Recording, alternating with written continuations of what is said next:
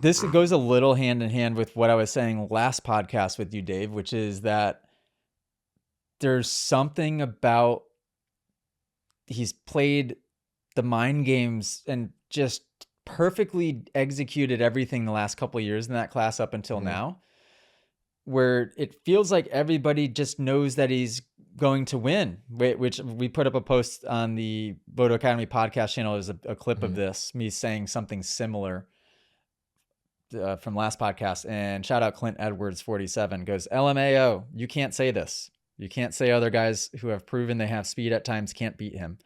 And then say a woman could win a 250 race. LOL, pick a side, but you are quickly becoming obvious that you just like the quick clickbait woke stance. And that's the only reason you say it. Stop calling it woke, dude. That's not woke. Dude, I didn't know what woke meant until you kind of explained it to me a little bit last podcast. I'm woke. Yeah. Well, yeah, exactly. But just in a good way. In a good way. But like just saying that, like, hey, other people are capable of doing cool stuff. Oh, that's woke. Like, no, it's not, dude. Stop it, dude. And so I comment back to this kid and I go, guess what I actually can say? Anything I want. Pencil neck. I go, I got him good with that one. And then I go, everything I discuss is from a perspective of belief. The perspective with women is that the collective belief of what a woman is capable of on a dirt bike, the baseline belief is extremely low. As seen from anyone who reacted negatively to me suggesting that a girl can race at an extremely high level. The only argument one can make is it can't happen because it hasn't happened yet, which is a closed-minded argument based on belief. This Deegan conversation, what I was talking about is that it almost appears that that everyone else on the track is living in Deegan's world. They believe that he will beat them, so he does. With that being said, I think that everyone on the line has unlimited potential, but will they unlock it? Hopefully that clarifies a bit. And then I said, open your mind a bit, stop judging and having such harsh opinions. Having an open mind is key to learning and growing. And then, wait for it. LOL. This is from Clint Edwards 47. LOL. Sounds like someone got triggered since you know it's true. The argument isn't, it hasn't happened yet, and that's why for women. The argument is literally science. Good to know. Women and men are built differently, which I have explained before, but I guess you can't read very well or know how to pick your words since you also flat out said they don't stand a chance, not just in speed and talent alone. It's okay to be wrong every now and then, but riding both sides of the fence or saying stuff just to be woke shows you're the one who really can't open their mind. Dude. How do you handle... I wrote back and then I deleted it. I literally was going to comment back and just say, how's that for being woke? Dude. Or would a woke person say that? But I didn't respond. I left it at that because I'm like, I tried it because my first response was very nice. And sometimes I'll try to flip people, right? Because my outlook always is, well, maybe this person had a bad day. Maybe they had a bad childhood. Maybe they had a bad life. Maybe, who knows what's going on in their head. So I always try, and sometimes I won't even comment back. Sometimes I'll DM them back. Because I feel like when I comment back to them, it feels like they're the spotlight's shining on them and they have to put on a persona or be combative or they can't back down, right?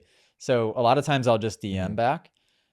And I'll tell you what, Dave, it works a lot. Usually when you just kill them with kindness, and not just fake kindness, but like real empathetic kindness, you flip them and they're actually like, man, I'm sorry. Yes. Yep. Yeah. Every single time. Yeah. You know what's crazy? That's been my approach, killing with kindness. I think over the years I've been kind of jaded. I'm not gonna lie. God's not done working with me yet, but I can feel that I'm a little jaded to the point where I'm like, I'm not even gonna try. Screw you. I'm going home.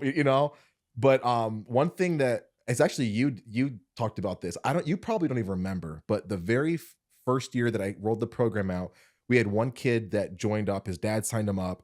And the kid had a great time. I think we had him really involved with everything. And he had a blast. He was kind of quiet, but so we were trying to make him feel like family and stuff. And the dad wrote back like a review, and he was like, "Oh, it was awful. It was blah blah blah." And I took it hard because I put my heart into this. I remember. Yeah, I was in the airport reading it, and I put my heart and my soul into this program, dude. I'm a fan of the sport. I love it. I want 12-year-old Dave, way back when, to come into my program, be able to have fun and feel like he's accepted and nurtured and cared for and like he's part of the team, right? So I was like, man, like, why is he doing that? And you were like, listen, don't get upset. I'll write him something, but also you write him something that says, like, hey, I hear you, I understand. We would love to make it up to you if you would come back and let us know, like, what things weren't you happy with? What were you expecting from this program? Because I feel like we really knocked it out of the park. Your kid was a great kid. We had a great time. He did this. Here's how he contributed to the team. And after I sent that, he was like, oh, you're right. I just, I figured he'd just get a little bit more time down on the track and blah, blah, blah. And we're like, oh, yeah, no, he was down there with us. Like, he got behind the gate, blah, blah. Just like, when racing's going on, we tend to like kind of back up a little bit, go sit up in the stands because it's better views. Once we explained it to him, he was like, oh, okay, cool. Yeah, no, great day. Had fun with you guys. We'll definitely come back and do it again. And I was like, oh, that's it. Like, it was just, so yeah, people just want to be heard and seen, really, at the end of the day. Exactly. Right? And even if that's a different scenario where it's somebody that was a customer, but it's the similar mindset where there's definitely differences, but it's pretty much the same thing. And yeah, I tell you what, so if anybody ever receives negative comments on anything that they post or do, it feels a lot better being the person that tries to flip somebody and kills them with kindness, genuine kindness, as opposed to the person that just fights right back for no reason. Sure. Right? Like, that's not gonna help you or them or anybody involved. For sure. There's no winning that. There's no winning that battle.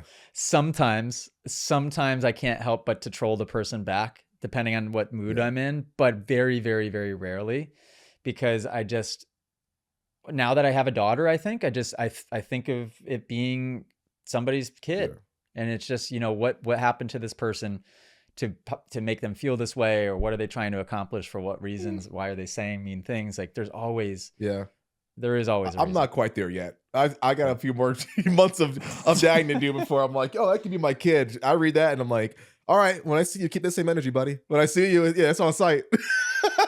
But no, I mean, no, you're absolutely right. And a lot of times, dude, like, that people don't keep that same energy, man. Once you start to like, oh, like, let's talk about it, they're like, oh, you know what? Actually, I see your point of view and blah, blah, blah. Very rarely are you ever like, hey, I'm the guy that you're talking to. And they're like, ready to go and beat you up, So you're absolutely right. But what do you get a lot of, and I get people like hitting me up because they know we're buddies. And they're like, dude, AJ's getting demolished in the comments. Is he upset? And I'm like, dude, he's not. Like, all these things are really, like, they talk about the TMA, which is your baby, your blood, sweat, and tears, your pride and joy for you and your wife, and then, oh, this dude, has never done this on a bike or done that. All of these things that, like, but would hurt me. How do you hear all that stuff that talks about not only your business, but also your racing career, your efforts? Like, how do you not let that get to you? I guess I'd like to just think that I understand it, in the sense that everybody's reality is their own version of reality, right? And for me to say that means that I understand it well enough to lean into it, which means that I lean into it. Yeah. I am not I'm unembarrassable because of that, right? So I lean into the content. I have channels out the wazoo. We have the podcast channel, TMA channel, my personal channel grows by a few thousand followers a week because we're posting every single day or multiple times per day. We got the Supercross channel across all platforms. We got the YouTube channel. I mean, I have invested so much time and money into making sure that my face is everywhere, very well knowing that what that causes for people is a huge insecurity or this weird ego reaction of, who is this guy to be saying this? Right? Because I think there's a natural reaction to where, when you see somebody that has a podcast, they put you up on a pedestal as if, well, this guy's an authority. Who is he to think that he's an authority? And that's not it at all. I just have leveraged a platform because I see that everybody's spending all their time on it. So I want to maximize as much attention to myself and the brand to be able to grow the business as much as possible. And I did that absolutely knowing the response that it would create from some people, the large minority, the small minority of those that have that gut negative reaction to it. And that's compounded with the fact that like the who is this guy argument that people will come up with, it doesn't matter who you are. You could be a past champion, but he retired 2 years ago. Who is this guy? You know, he doesn't make main events. Who is this guy? Oh, yeah, he didn't get to podium. There's always going to be that also. And yeah, I just think that it's because people, rightfully so, they live in a reality that they've created. So if I'm saying something that doesn't match what their version of reality is, then it threatens their ego. Does that make sense? Definitely. I see that, it. That was kind of what I said right when I had posted it, or when the thing got posted with me saying I could win a Supercross championship. And I know I've mentioned this many times since then, but the negative reaction to that is exactly that. And the reality that they live in, the past has proven that that's not possible. So therefore, in their reality, it's not possible and it's laughable, you know? But yeah, so I don't know. So it's the combination of me not being embarrassed and being able to put myself out there, and then also me leaning into the character of AJ Catanzaro and the Moto Academy, and just being unembarrassable with that too. And yeah, I just feel I'm unembarrassable, Dave, and it's a nice feeling because I think that when you're mission driven, I actually listened to a really nice podcast last night that explained this quite well. It was Joe Dispenza and Lewis Howes. I think that's how you say his last name.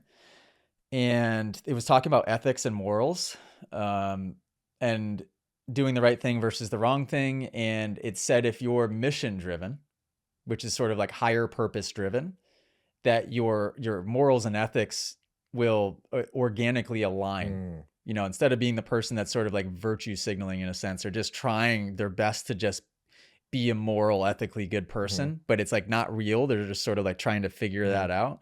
When you're mission and purpose driven, which is bigger picture thinking, trying to do things for others, the morals and the ethics automatically align with that. So I think that's another thing is I have full belief that although am selfish in the sense that like, I don't call you to say, hey, how'd your flight go on the way back from Moto Academy Supercross, right? But I do the right thing always. So, I'm not like hiding from the fact that I'm screwing people over with this or being a slimy business person here. And so that's part of the reason I think that I feel like I'm able to be unembarrassable, because there's nothing to hide. It's just me. We do enough of these podcasts to where you get to know the real Dave, you get to know the real AJ. Like there's no hiding when you have a big enough of a platform. It's like, you're just out there and you just have to accept it. Right. I'm glad. So I'm glad you said that. The one theme that I pulled from what you were talking about was, I think you described humility. Like you approach it with just a ton of humility when you see negativity. Humility to the point where you force yourself to see their perspective, and that gives you understanding and connection with them. You don't sit up on a high horse and let ego take over. You maybe humble yourself more than normal to be able to approach the situation and not let it hurt you. So I think that's pretty cool. I mean, yeah, because I have nothing to do with it. You know, like even the thing that I said in the podcast clip that they might be combating, I would never die on the sword of whatever I said in that clip. I'm open-minded. You could convince me otherwise, you know, unless it's a conversation of you telling me that something's not possible. That's a conversation that I'll die on the sword of, is because I believe that anything's possible. But as far as just like straight up opinions, which is what most people would argue about, you could convince me otherwise, you know? So yeah. Yeah. And then part of it too, Dave, I don't look at it really. I mean, sometimes I see it, but I'm not surrounding myself with it, not because I can't handle it, but just because that isn't what I want to make my reality.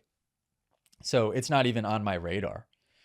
So there might be some really bad stuff going on, people talking, and I don't know. I don't see it. It's just not part of my reality.